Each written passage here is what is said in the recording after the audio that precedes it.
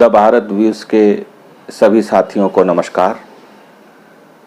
आज हम चर्चा करेंगे भारत के उपराष्ट्रपति श्री बी.डी. जत्ती जी के बारे में, और वह कार्यवाहक राष्ट्रपति पद के रूप में भी उन्होंने संवैधानिक पद पर अपने दायित्वों का निर्वहन बखूबी किया है और एक निर्विवादित छवि रही है उनकी संवैधानिक पदों पर कार्य करते हुए। तो 7 जून को उनकी पुण्यतिथि थी। 7 जून को 90 वर्ष की आयु में 2002 में बेंगलोर में उनका निधन हुआ था। तो हम उनके बारे में, उनकी पुण्यतिथि पर कुछ उनके बारे में चर्चा करें, जिससे कुछ ज्ञानवर्धन हम लोगों के बीच में हो सके। तो मैंने सोचा कि एक कोशिश हमको करनी चाहिए। श्री बी.डी. जत्ती जी मुख्यमंत्री भी रहे, कर्नाटक के राज्यपाल भी रहे, उपराष्ट्रपति भी रहे और कार्यवाहक राष्ट्रपति के पद को भी इन्होंने सुशोभित किया है। वे भारत के 5वें उपराष्ट्रपति थे। उनका पूरा नाम बसप्पा दानप्पा जत्ती था। वो उन चुनिंदा राजनेताओं में थे जिन्होंने विधायक से लेकर उपराष्ट्रपति, फिर कार्यवाहक राष्ट्रपति तक का सफर तय किया। देश के विभिन्न संवैधानिक पदों को सुशोभित करने वाले ऐसे राजनेता कम ही होते हैं। उनका जन्म कर्नाटक में हुआ था। प्राथमिक शिक्षा गांव में पूरी हुई। उनका जन्म 10 सितंबर 1912 को कर्नाटक के बीजापुर जिले के सवालगी ग्राम में हुआ था। महाराष्ट्र की सीमा के निकट होने के कारण गांव के अधिकांश लोग कन्नड़ की अपेक्षा मराठी बोलते थे। महाराष्ट्र और कर्नाटक का आज भी कुछ जिलों को लेकर विवाद है, आप जानते हैं उस चीज़ को लेकर। और उसी समीपवर्ती गांव में उनका महाराष्ट्र से बीजापुर सटा हुआ है, वहीं पर उनका जन्म हुआ था और जिससे उनके गांव में मराठी बोली भी बोली जाती थी। इनकी प्रारंभिक शिक्षा गांव में ही पूरी हुई। दूसरी कक्षा के बाद इन्होंने दूसरे स्कूल में प्रवेश लिया और चौथी कक्षा के बाद इन्होंने एवी स्कूल में भर्ती कराया इनके पिताजी ने, और आगे की शिक्षा पूरी हुई। एवी शिक्षा के बाद हाई स्कूल उत्तीर्ण करने के लिए, मैट्रिक की परीक्षा देने के लिए उन्होंने अपना matric Siddheshwar high school Bijapur में उन्होंने एडमिशन लिया। 1929 में उन्होंने मैट्रिक की परीक्षा पास की, हाई स्कूल की परीक्षा पास की। वह पढ़ने में बहुत ही योग्य मेधावी छात्र थे और पढ़ने के साथ ही साथ उनकी खेल कूद में बहुत विशेष रुचि थी उनका काफ़ी, और उन्होंने स्टेट और नेशनल लेवल पे भी पदक जीते थे। उन्हें तैराकी के अलावा भारतीय खेलों में बहुत ज़्यादा रुचि थी। खो खो, मलखम्ब, कुश्ती के तो बहुत ज़्यादा वो एक बहुत अच्छे खिलाड़ी थे जो, और उन्होंने लाइट वेट कुश्ती की चैंपियनशिप भी 2 वर्ष तक लगातार जीती और प्रदेश का नाम रोशन किया। अपने राजनीतिक जीवन का प्रारंभ बी.डी. जत्ती जी ने एक नगर निकाय के चुनाव में सभासद से शुरू किया। आज सभासद और गांव में प्रधान, ये 2 ऐसे पद होते हैं जो सामाजिक रूप से सबसे सामाजिक जीवन के सबसे निचले पायदान के पद हैं, लेकिन हमारे बहुत से राजनेताओं ने यहीं से सफ़र की शुरुआत की, अपने प्रधान से या सभासद के पद से, और उन्होंने भारतीय राजनीति को एक ऊंचाई प्रदान की। इसलिए कोई भी पद ना तो बड़ा होता है ना छोटा होता है, सिर्फ वो आपके मंजिल का एक पड़ाव होता है। उस पड़ाव को आप किस रूप में लेते हैं, उसके आगे बढ़ने के लिए आप कितनी मेहनत करते हैं, परिश्रम करते हैं, कितना उसको समय देते हैं, उस हिसाब से आपके जीवन का भविष्य तैयार होता है।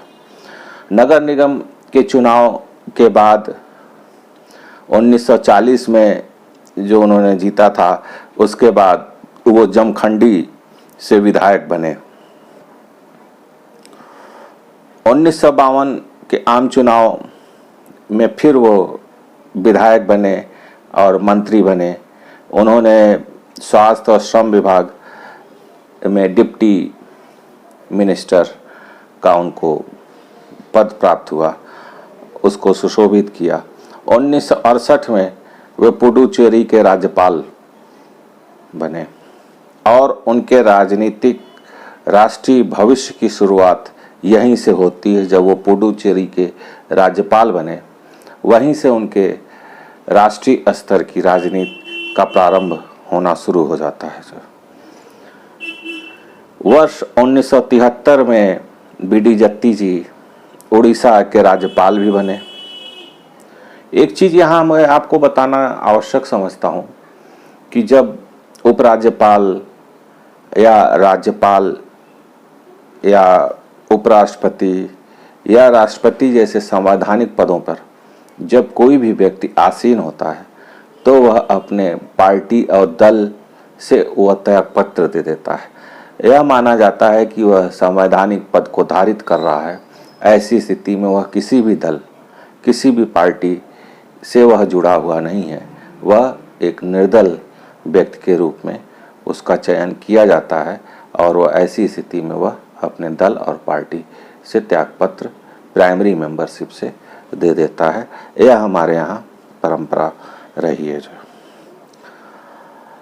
1974 में उड़ीसा के राज्यपाल बनने 1973 में बने। 1974 में उनको उपराष्ट्रपति पद के लिए नामित किया जाता है और वह विश्व के सबसे बड़े लोकतांत्रिक देश के उपराष्ट्रपति बने 1974 में।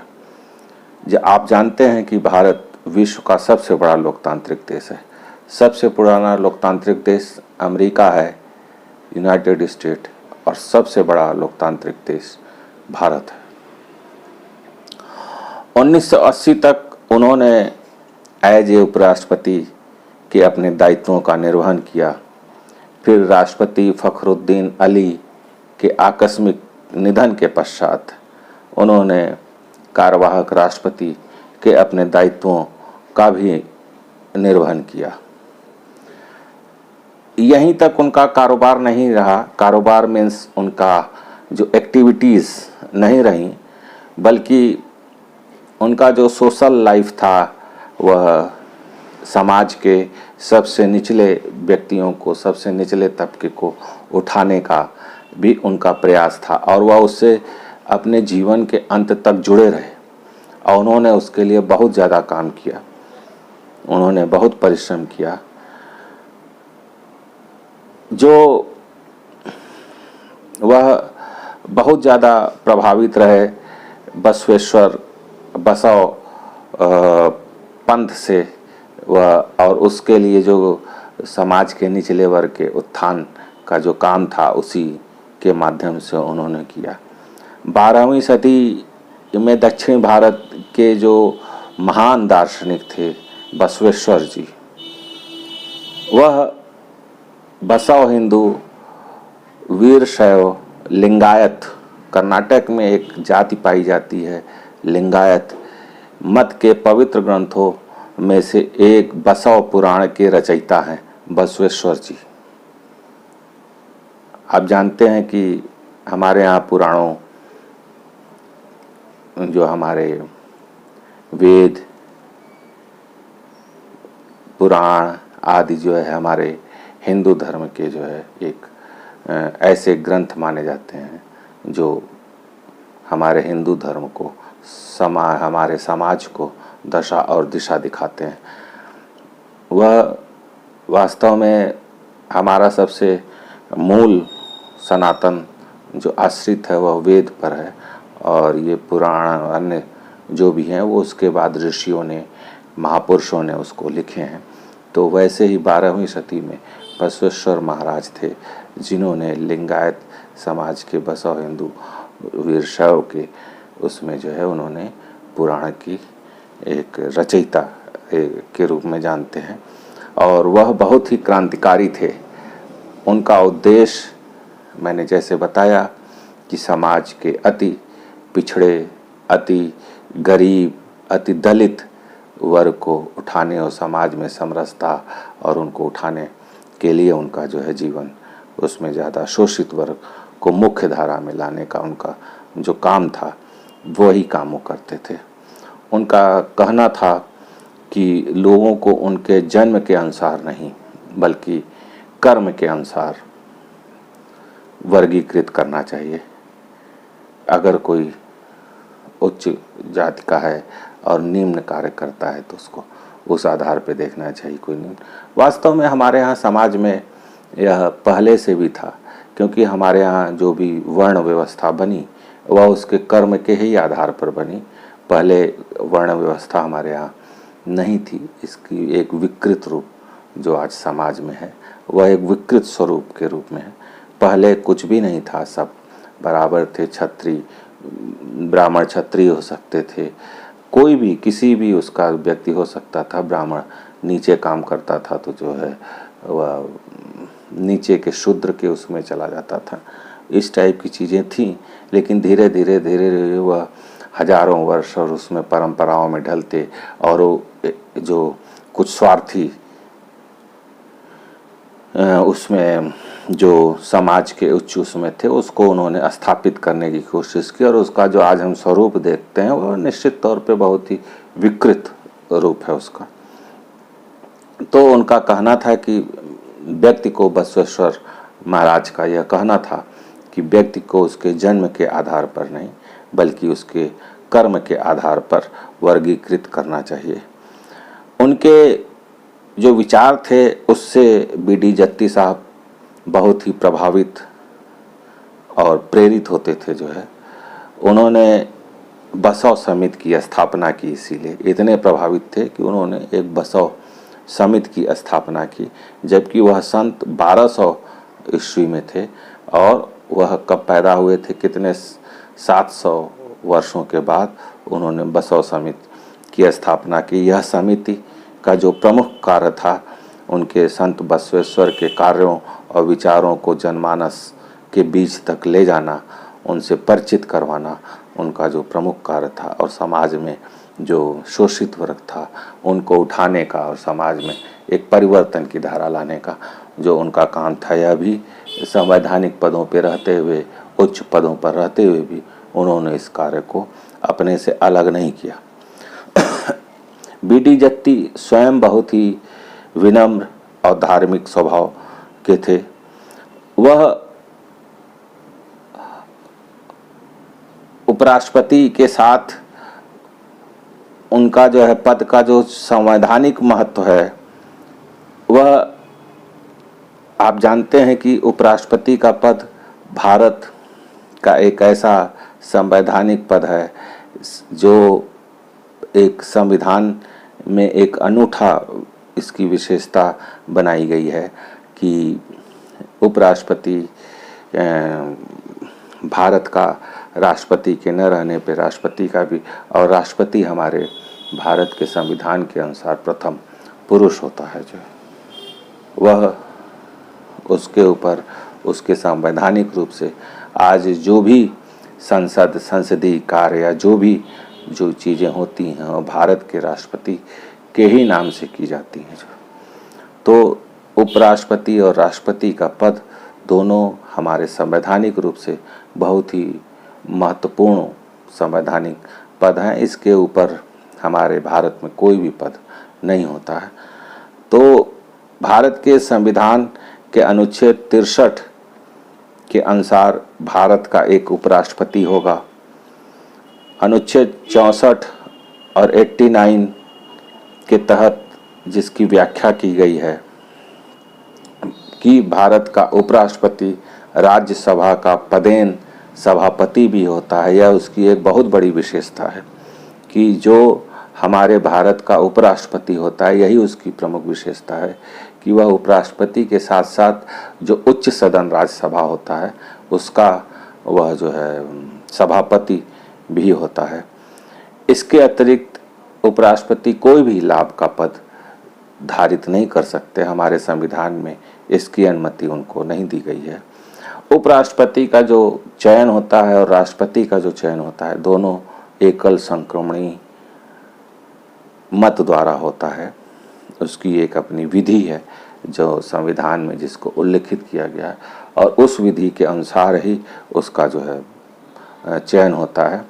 ये जो वोटिंग होती है वह गुप्त मतदान होता है और इसमें निर्वाचित किए जाने वाला जो व्यक्ति हैं, इसमें जो वोटिंग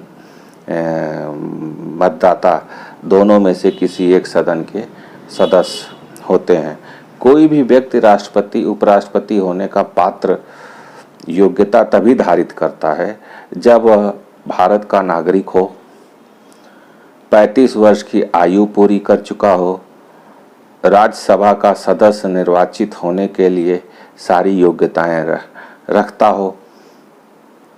अब आप समझ रहे हैं कि राज्यसभा का ही क्यों कहा गया है, लोकसभा का क्यों नहीं कहा गया। लोकसभा में जो न्यूनतम आयु सीमा है वह 25 वर्ष है, राज्यसभा में जो न्यूनतम आयु सीमा है वह 35 वर्ष है और उसकी जो भी शर्तें हैं उसको धारित करने की वह योग्यता रखता हो।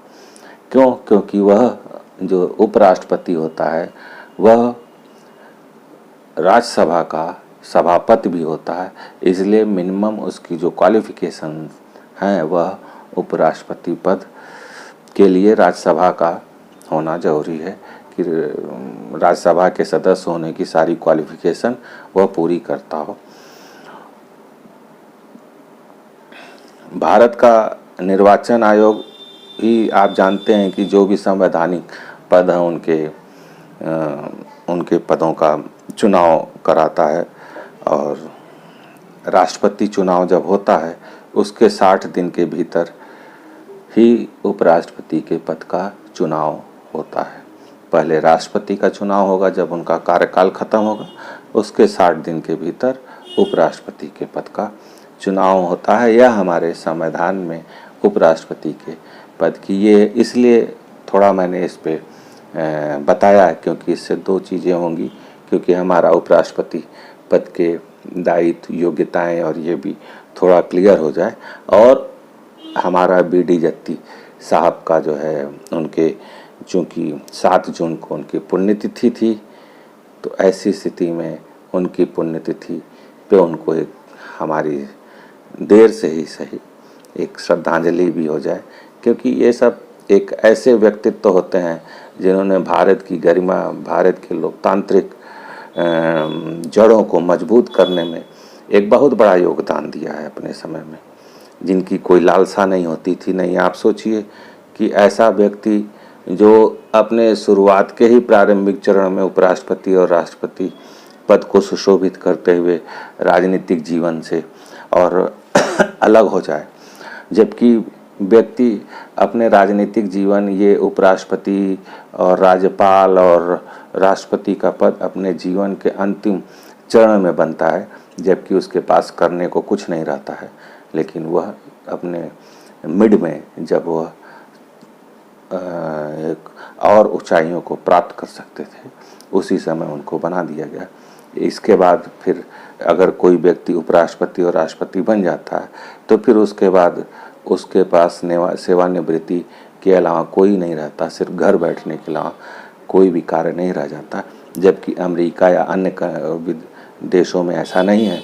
वहाँ पे जो राष्ट्रपति होते हैं वह अपने पद से हटने के बाद वह अपना जो पुराना काम धंधा या जीवन शैली जो भी, उनके लिए ऐसा कोई प्रतिबंध नहीं है कि वह कोई भी ऐसा काम नहीं करेंगे।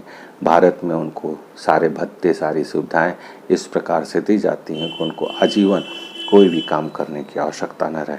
और यह आवश्यक भी है, क्योंकि जो हमारे संवैधानिक पदों को सुशोभित कर चुके हैं वह कहीं अन्यत्र अपनी आजीविका की खोज में, जैसे अमेरिका जैसे देश में है कि वहाँ पर अपने पद को त्यागे, व्हाइट हाउस छोड़ने के बाद वह अपने आजीविका की साधन में खोज में लग जाते हैं, अपनी आजीविका में लग जाते हैं, तो वह स्थिति होना एक दुर्भाग्यपूर्ण होगा।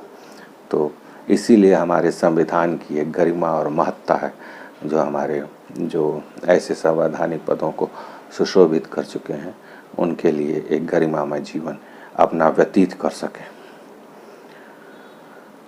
तो हमारी एक छोटी सी ये श्रद्धांजलि थी बी.डी. जत्ती साहब को। समय समय पर हम आपको ऐसे ही महान व्यक्तित्व, अपने महान जो हमारे इतिहास के जो पुरुष हैं उनके बारे में आपको जानकारी देते रहेंगे, उनकी पुण्यतिथि पे या उनके अन्य अवसरों पर देते रहेंगे। और हमें लगता है कि आप बहुत लंबा वीडियो हो रहा है, अब इसको समाप्त करना चाहिए। और आपको यदि हमारा विश्लेषण, हमारी जानकारी पसंद आई हो तो कृपया इसको लाइक, शेयर और सब्सक्राइब करने का कष्ट करें। इसी के साथ अपनी बात समाप्त करता हूँ। जय हिंद, जय भारत, नमस्कार।